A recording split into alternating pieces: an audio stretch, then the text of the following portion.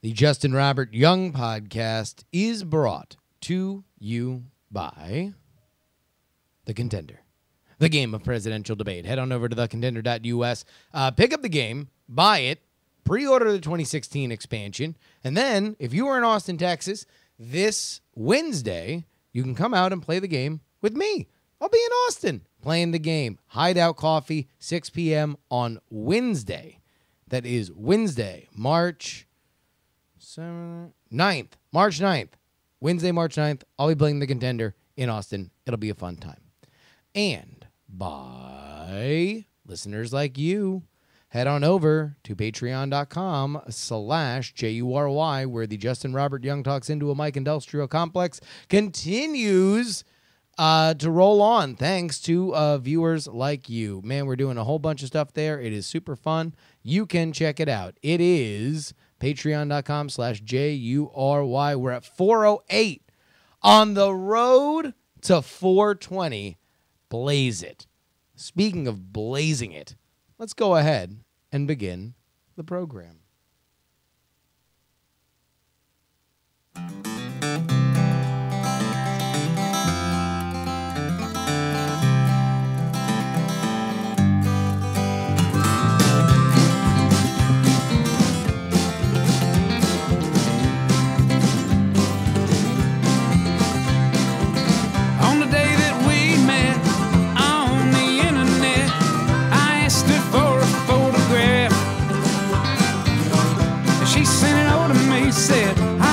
Ugly, and I said, girl, ugly ain't the half, look at you. Well, you got blue teeth and you only got 2 teeth, but I kinda like to see you smile. And it appears that over the years you've turned into a big old steaming pile. And she said, yeah, I know I ain't no supermodel. I said, you ain't a hand model, baby, but that's fine. You're pretty ugly by most people's standards, but you're alright by mine.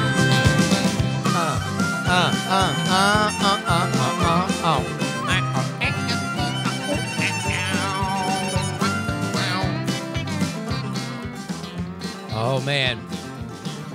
You know, listen, there's all kinds of boot scooting. There's all kinds of rock and roll. There's all kinds of music to be made and to be heard. However, when the strains of the Possum Posse's All Right by Mine ring out into the internet, you know that it's time.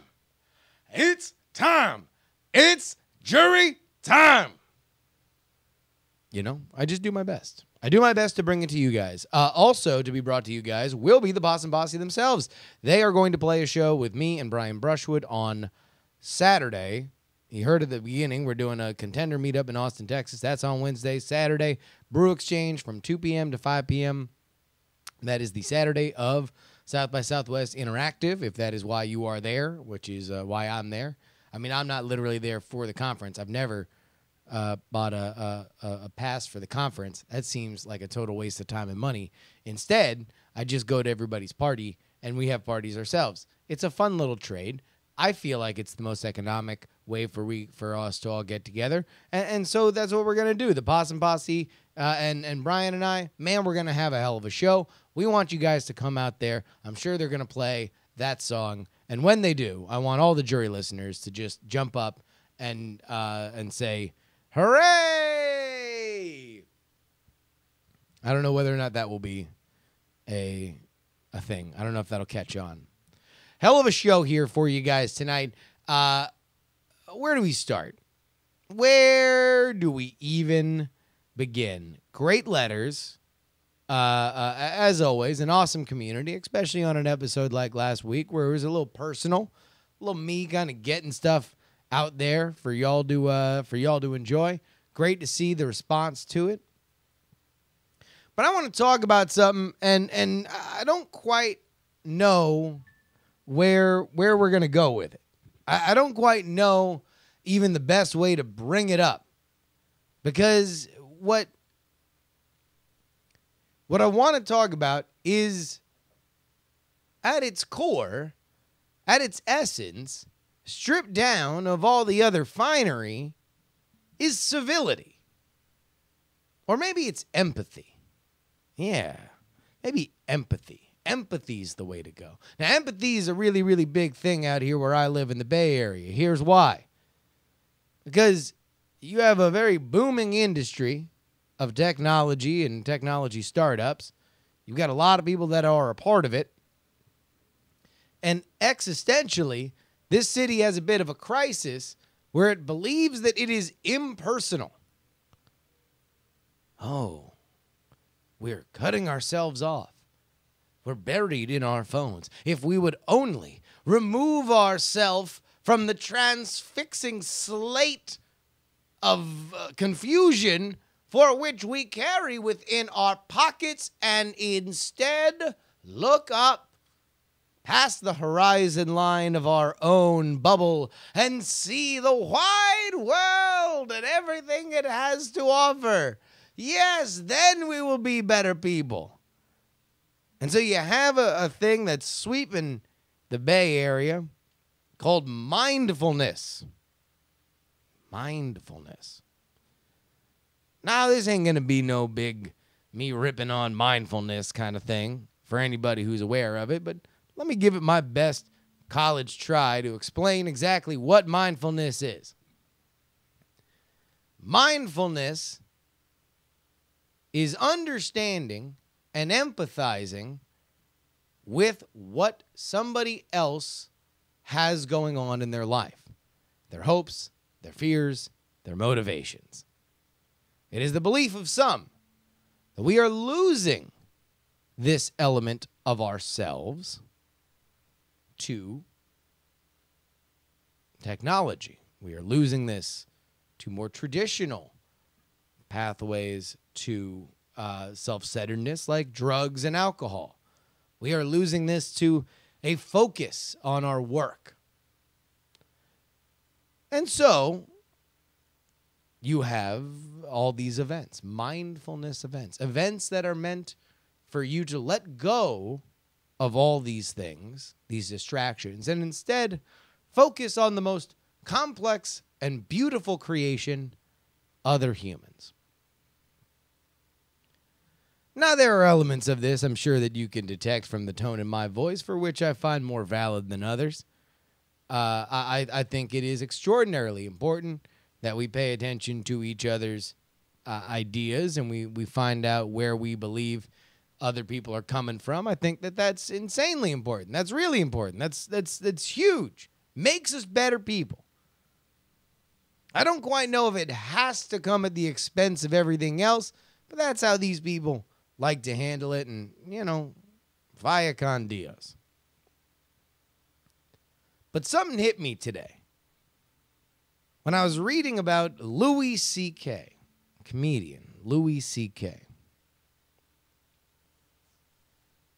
He decided to do something really remarkable a couple weeks ago, and without really having any fanfare, he said, "Oh, by the way, I filmed a sitcom, and so you can buy it from me, but I'm going to release it. Here it is on my mailing list.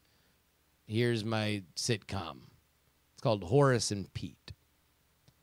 Now, I haven't seen any of it, and this really isn't about that, but it was in an email about Horace and Pete that he decided to let his views be known on Donald Trump. Now, stop me if you heard this one, but New York City resident and stand-up comedian Louis C.K. is not a fan of Donald Trump, nor his run for the presidency. Shocker. More at 11. And here's another one. Wait a minute. Hold on. Louis C.K. has a lyrical, amazing, hilarious dismemberment of Donald Trump on this newsletter. It's very funny. He calls Donald Trump all sorts of names, and because Louis C.K. is a very talented, creative writer, and Donald Trump is such a ripe figure for parody, things are funny. It's very funny. It's very good. None of that is interesting to me at all, or at least remarkable, newsworthy. Doesn't shock me that Louis C.K. hates Donald Trump. Probably hated Donald Trump when he ran The Apprentice. Doesn't shock me that he would find Donald Trump's politics to be objectionable. Doesn't really shock me in the least, which is why I'm doing a semi-political topic on this show and not politics, which you can also support by giving money to patreon.com/JuRY. Here is what fascinated me. This is from his letter. When I was growing up, when I was a younger man, liberals and conservatives were friends with differences. They weren't enemies. And it always made sense that everyone gets a president they like for a while and then hates the president for a while. This is right after he says that he kind of wants there to be a conservative president in this next election because he feels like liberals have gotten Barack Obama for 8 years and it's just time for a change. It's time for the other half of the country to have somebody that is doing things that they like. Because in Louis C.K.'s mind, he finds that to be a healthy way that the country can be run. Now that's a little less cookie cutter, right? You know, ain't exactly newsworthy. But here's what I did find newsworthy. And this is me becoming my own parody. I was shocked that the only coverage on this little letter was that Louis C.K. ripped into Donald Trump. Now, I guess that's the better headline. People want to read what he said because he's a really funny guy. He's a really popular guy. And anywhere where you can put Louis C.K. and Donald Trump in the same headline, you know, it's a good thing. You want to have that. That's a good part of coverage because people, you know, one of these, not everyone's going to love both of those things. Very few people are, but one of those people are going to love one of those things enough to click your link. But here's what I would like to have seen. Louis C.K. makes a very, very interesting point about civility in politics. Now, I'm not going to pretend that there was some bygone era wherein everybody got along and, you know, someone said their political opinion and then, you know, a person who disagreed with it stroked their chin genteelly and then said, well, I may not agree with what you have to say, but I will defend to the death your right to say it. My name is Hans Voltaire from Terre Haute, Iowa. Or Idaho, I forget. I'm just a regular guy who loves political discussions and I don't care what side you're on. Oh, I disagree, but I don't know. Maybe you have a point. I'll have to think on it back at my home in Terre Haute, Idaho or Iowa. Again, can't remember. I'm very confused. I've been at this Hess gas station for over 2 weeks. I don't know how I got here. You know, it's just me, Gus Voltaire. Don't think that was my first name a few seconds ago when I started this impression. And yet now, here I am talking to you. So again, I don't think that everybody is just there is gonna or there was an era where everybody was super cool with everybody's political opinion. Obviously, it's a controversial subject. It always has been. Apparently, Terre Haute's in Indiana, not Iowa or Idaho. Well, then that Voltaire guy sure is confused.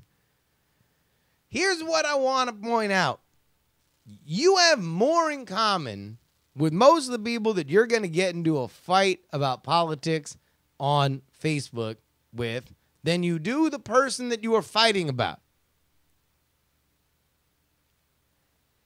The thing that bothers me the most about politics, and again, this is social, right? This is general. This is not about now. This is not about what's happening. This is about since the dawn of time.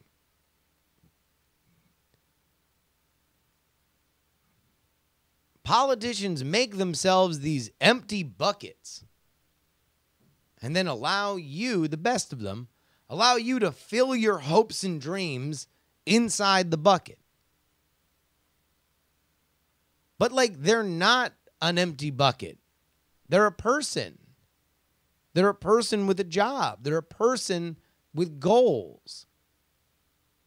And even the most stirring, inspirational ones all still ultimately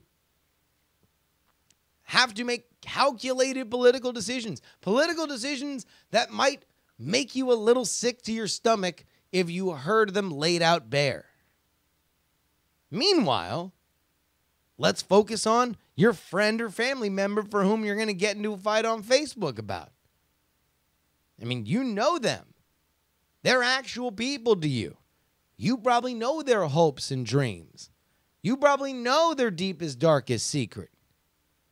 Hell, you probably, when you really lay it out, have, it's like, who do we fight with the most? The people we have the most in common with that differentiate just a little. Now go 95% and then don't go the final 5. That's who we don't like. That's who we get into fights with. Here's all I'm asking. Can we think, and I'm not talking about everybody else, normies. Normies are going to fight, right? I'm only talking to you, the listeners to this show, because you're smart people. You're smart and caring. You want to listen to me talk about my personal stuff. You want to hear the pain and agony and celebration of others because for whatever reason that appeals to you. So here's all I'm asking. In this season of political sniping and firefights, just understand that every friendship, every familial strain that comes out of politics is wasted. And I challenge you to make friends with somebody that doesn't agree with you this season. Find the humanity in somebody that doesn't have any shared political interest. And I will guarantee you that this will make you a better person. I will guarantee you that this is something that you will come out of saying, I'm glad I did it. Now, you ain't going to talk about politics all the time. In fact, I would recommend it happen as rarely as possible. But if you can just kind of eat around that a little bit, guarantee you your worldview is going to be better. Now, we all spend time in bubbles on the internet, and that's kind of the point. But the time that you spend out of it, especially now, will benefit you greatly going through life. Much more coming up right after this.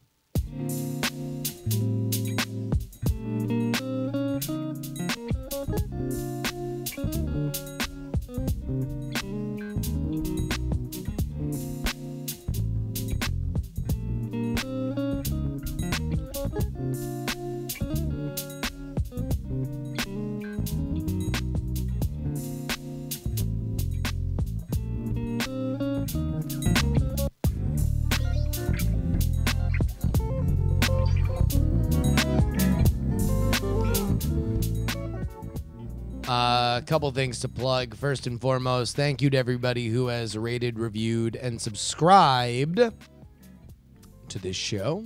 It helps us greatly, and it is something that I very much appreciate in periodically reading through the reviews, seeing where we rank up on iTunes and all the like. So thank you to everybody who did that. Also, A little unsolicited shout out. I mentioned Brian and I are doing a show at the Possum Posse. That is going to be a live Night Attack show. If you are a patron here, and for whatever reason are not a patron on Night Attack, well, consider kind of getting on that train, because for at least the summer, we've been recording these live tracks and not really doing anything with them, so we got a huge backlog. We're just making up mixtapes. So, if you become a patron, you can go back and look at the mixtapes that we've posted in the past, and you'll get a new one, and I think we're going to push a new one out tomorrow afternoon. So, get all up in it, because it is going to be super fun. I mean, I've been editing them together, and they are funny. I really enjoy them. Speaking of funny, here,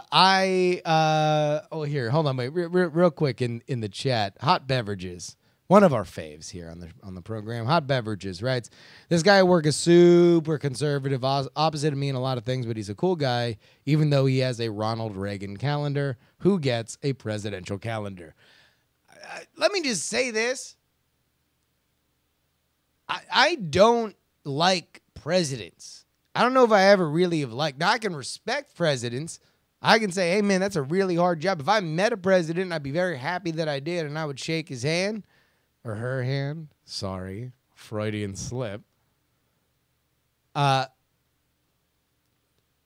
it doesn't mean you have to like them, right? And it really weirds me out when people love them. Like, get a calendar, love them. Ugh. Like, it feels like just falling in love with the mop, Like, it's like a mop's necessary.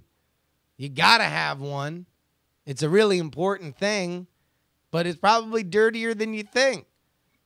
Not to mention the fact that you loving the mop says far more about you than it says about the mop.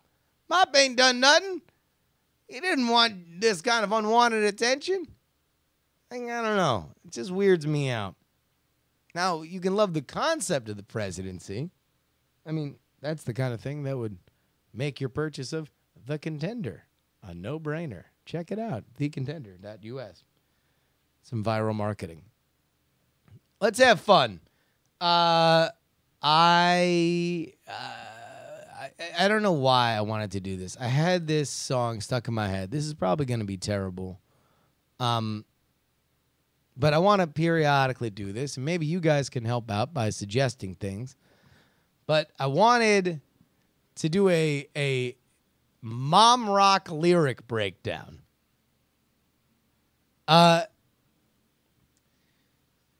So I don't know, man. I just have periodically, I'll be in the shower, I'll be thinking stuff or whatever, and then I'll just have a song pop in my head, and it could be from years and years and years and years and years ago. There's a song that was on the radio that my mom liked jamming to. And I'll listen to them, and I'll be befuddled by them. Because, all you kids now, you don't understand. Back in the 90s, all you had to do was give blow to some radio DJ, and all of a sudden you'd be on the radio all the time. There was no democratization of music. It's not like the person that we're going to talk about, it's not like Rod Stewart had to work his Twitter and Snapchat so people would follow his SoundCloud, He didn't get fans by the dozens. He got fans by the hundreds of thousands, because that's just how the large-scale music industry worked back then. So you had songs like this. Rod Stewart was big in the 70s, and then his fame continued into the 90s as he moved kind of into a more easy listening, adult contemporary kind of thing. So this song's called Broken Arrow. When did Broken Arrow come out? Let's find out.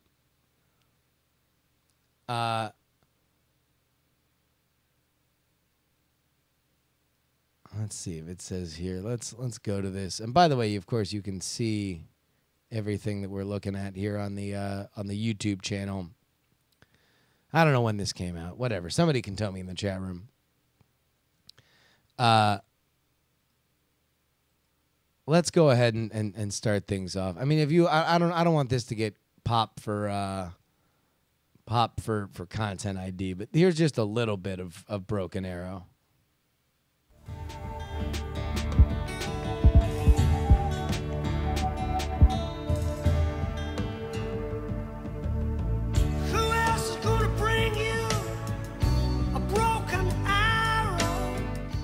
Nothing says moving song with Native American overtones and imagery than a Scotsman crowing as if a dead cat had been reanimated by magic.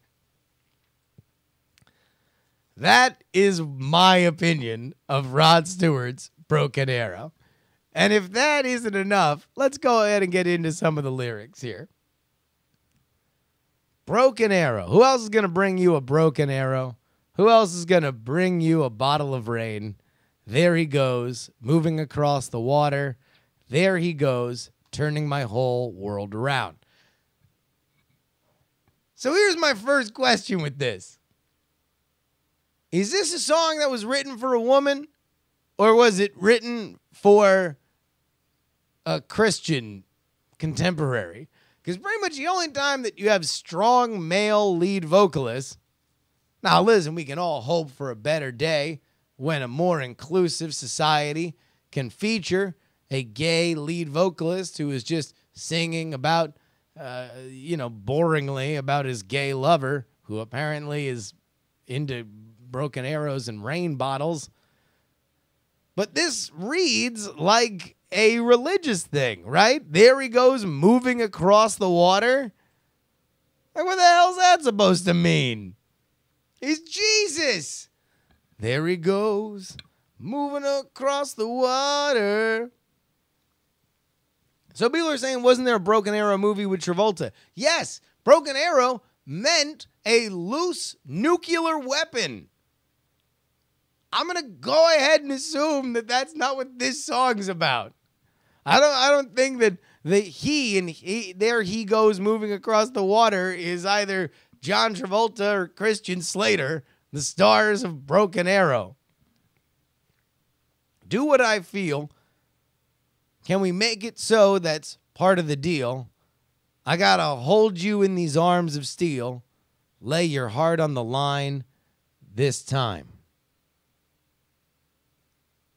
All right, this was apparently original. This is a cover by Robbie Robertson, Jamie Royal Robbie Robertson, back in Broken Arrow, 1959. Song became a crowd favorite. So apparently it was also covered by the Grateful Dead. And it was most famously covered by Rod Stewart on his album Vagabond Heart. It was released as a single with an accompanying music video. Oh my God, we got to see that. Anyway, all right, let's go back. So, all right, some confusion. This, again, pronoun confusion. Are we still talking about the key that's moving across the water, or are we and it's turning the whole world around, or are we now talking about you, the listener? Is that I got to hold you in these arms of steel, lay your heart on the line this time? This feels a little bit more clear. All right, so here we go. Let me move on. I want to breathe when you breathe. When you whisper like that hot summer breeze, count the beads of sweat that cover me. Didn't you show me a sign this time? Oh, geez. Now we get into some of that classic pre-antiquity. Is this a song? How many times has this ever happened to you? You're reading the lyrics to one of your favorite classic rock songs when you ask this question. Is this about rape? A lot of songs in the 70s are about like underage sex and, the sweet smile of a little girl. Like a lot of shit that just would not cut the mustard these days. Didn't you show me a sign this time? Not promising. That's a troubling lyric in the modern day and age. We continue. Who else is going to bring you a broken arrow? Who else is going to bring you a bottle of rain? There he goes, moving across the water. There he goes, turning my whole world around again. So again, is it just me, or it's a religious thing, right? Do you feel what I feel? Do you feel what I feel? Can you see what I see? Can you cut behind the mystery? I will meet you by the witness tree. Leave the whole world behind. I don't want to be the guy who's just like, all right, are we just inventing things? Like the witness tree. What's the witness tree? There's not like, you don't go into a town and be like, I've never been to Terre Haute before. I don't know, just meet me by the witness tree. We'll figure it out from there. I mean, obviously this is loaded with symbolism and stuff like that from other elements, but I don't know. Meet me by the witness tree. Witness tree vineyard. So apparently there's a witness tree vineyards here. I want to come when you call. I'll get to you if I have to crawl. They can't hold me with these iron walls. We've got mountains to climb. Wait a minute. Is this dude in jail? Is this a jail ballad? They can't hold me in these iron walls? Or are they metaphorical iron walls? Like the metaphorical witness tree?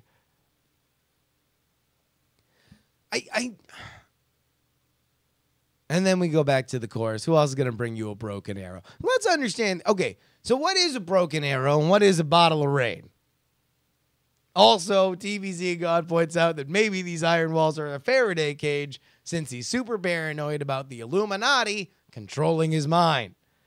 Which would explain. All right, so let's take it like that. Let's say it's a paranoid Illuminati ballad. Who else is going to bring you a broken arrow? I.e., in the John Travolta, Christian Slater sense, a loose nuclear weapon for which you can rain holy hell down on the globalists that seek to control not only our bodies, but also our minds. Who else is going to bring you a bottle of rain? The tears of a populace that one time knew freedom and then, through media manipulation, has been led into servitude. There he goes, moving across the water. Finally, our heroes revealing themselves to be the turncoats that we knew them to be deep down, crossing the Rubicon from here, a sane land of freedom-loving patriots, to there, a place of authoritarianism, wherein they know better than us. There he goes, turning my whole world around, and how could it not?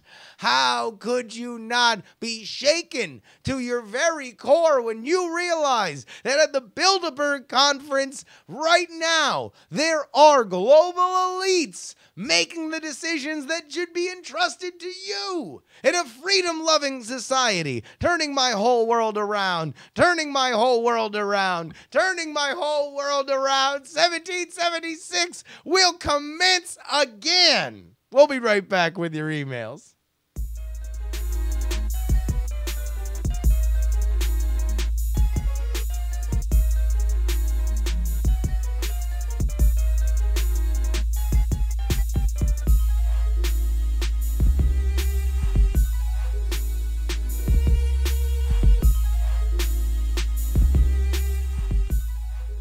You can send your emails in, justinrobertyoung@gmail.com. Make sure you put JuRY in the subject line. That way I can tell them apart. Jessica writes in, you, sir, have had an interesting career filled with multiple tracks. You clearly chase what you want, but how did you figure out what it was? I'm a 24-year-old and currently living and working in the other Portland. I studied video production in college and ended up getting a job as a newscast director after I graduated. Now, 2 years later, I realized that this job blows. I come to work and do the same thing every single day and haven't learned anything new in the last year and a half. I finally realized that I want to move back home to Massachusetts and have started to look for jobs. But I want nothing to do with the news anymore. Maybe not even video production. I've struggled greatly finding jobs to apply for, and I need to find a new roommate and in a cheaper place in the next few months. In the middle of all this, I was talking to my mom, and she actually told me that I could quit and move back home, and I would have never expected that out of her. I guess I'm just feeling at a loss right now, and I'm unsure of exactly how to pull myself out of it. Any words of encouragement or judgment would be appreciated. All right, Jessica. Well, let's go ahead and break this down in a few different things. And I wrote Jessica back personally with a little bit of this, but I'll repeat what I said to her. Jessica, and everybody else is going through something like that. Number one, if you look at me and say, Justin, you seem to have it figured out. Hey, Justin, you seem to have something in your mind that you've locked in on, and therefore your life seems clearer. Understand this. There's not a day I don't wake up and panic about where I'm going and what I've done and whether or not it has brought me closer to what I want to do. If you were to ask me what I want to do, as many people do, good-hearted people who care about my future, where is this leading? What do you want to do with it? I very often hit them back with a no idea, dude. So, this is what I told Jessica. I might not know exactly what I want to do, but I know basically what I want to do. I know that I want to do things that make me happy. I know that I want to do things that make me creatively fulfilled. I know that I want to communicate for a living. And I know that I like connecting with people. I know that I believe myself to be a dynamic broadcast presence, and I would like to parlay that in to money and freedom. So every decision that I've made, I try to just think, okay, does this bring me at least 10% closer to that? Now, if I were a more ambitious person, I'd probably be swinging for the fences on every single one. But I'm going to try to slow play this whole life thing. That's all. I'm just inch by inch kind of putting myself in a better position, because it is my belief that it's not about one big adrenaline-fueled decision. It's about a million different smart decisions that just get you closer and closer and closer to your dreams. Closer you get to them, the more you know people that can facilitate you getting places that you wouldn't have otherwise dreamed. So just think, how can I get 10% closer with every decision you make? What you're eating, who you're dating, where you're living, how you comport yourself at work, all of it. Just think, is this getting me 10% closer? But that's generic horse apples. Let me hit you guys with the real truth. There are two things in life that I can speak to with personal experience, wherein if you start them, you need to have a plan to finish them from the day you start. And if you don't, you are only leading yourself into a hall of haunted mirrors inside your own brain that will damage your self-confidence, perhaps irreparably. And this is what they are. Long-distance relationships and moving back in with your parents. Two things. If you start them, the day you start them, have a date in mind. Circle one on the calendar when you will stop doing it. Now, life is not neat and tidy, as I am well aware. And many times, the best way to make God laugh is to announce your plans out loud. But that is not what this is about. You need, for your own sanity, to give yourself a lifeline. Because let's talk about Jessica's position. She's 24 years old, a baby. But she's looking at moving back in with her parents.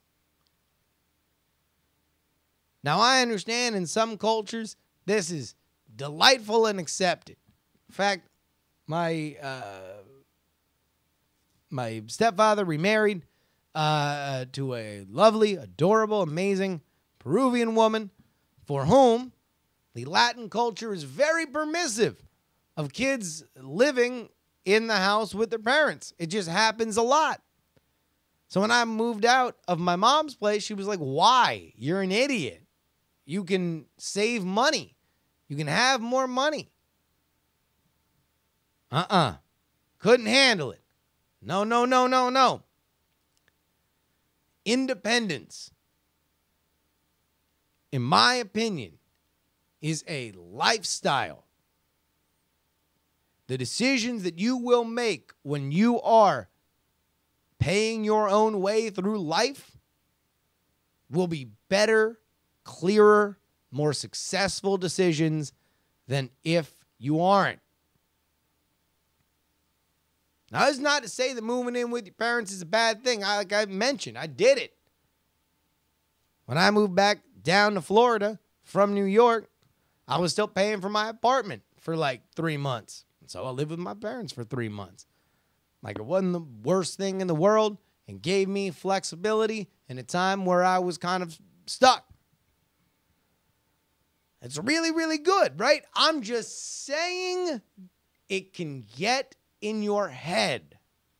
And if the point of all this is clearing up indecision, it will help you immensely to be out on your own.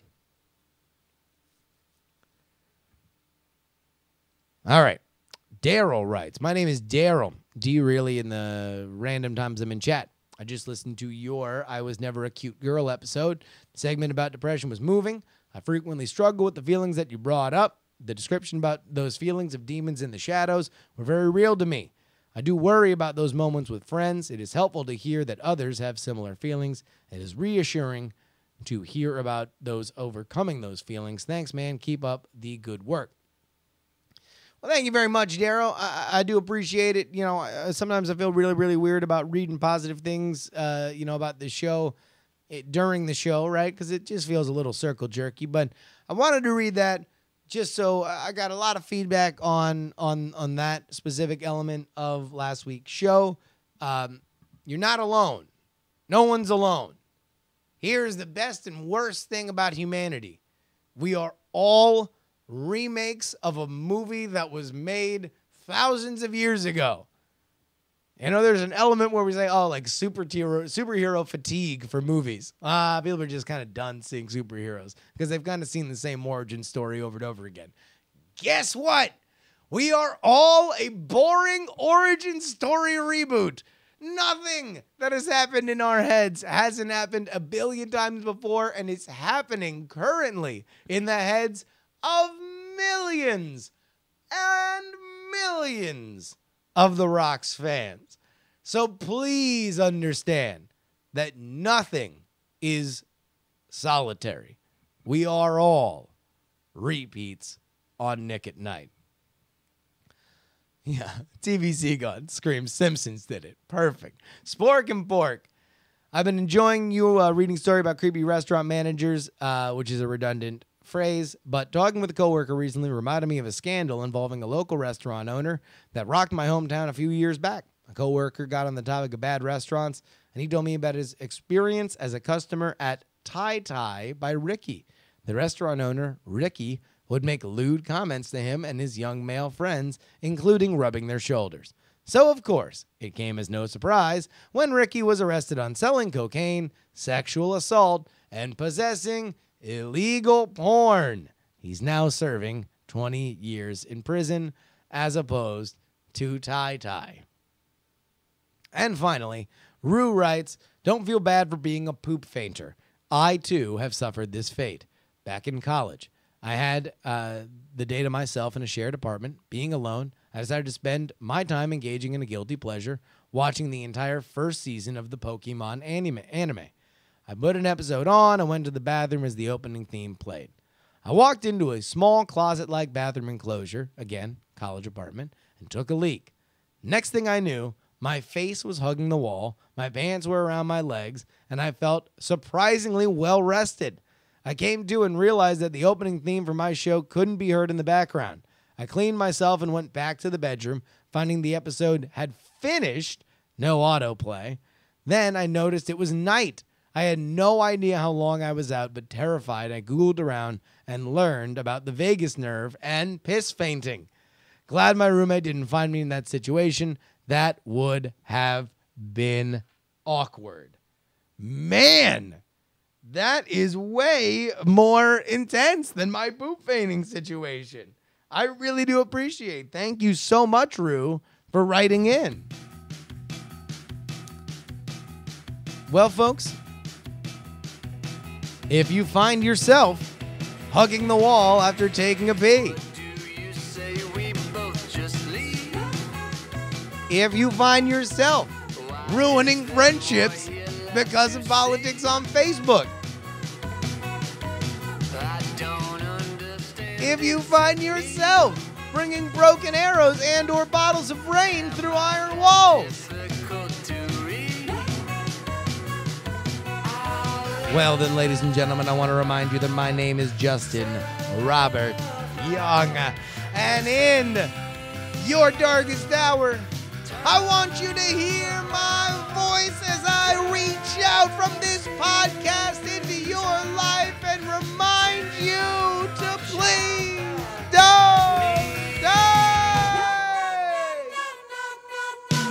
Do you like the way y'all dressed up? Do you like how your hair gets cut? Do you like when your friends fuck up? Don't you think you have had enough?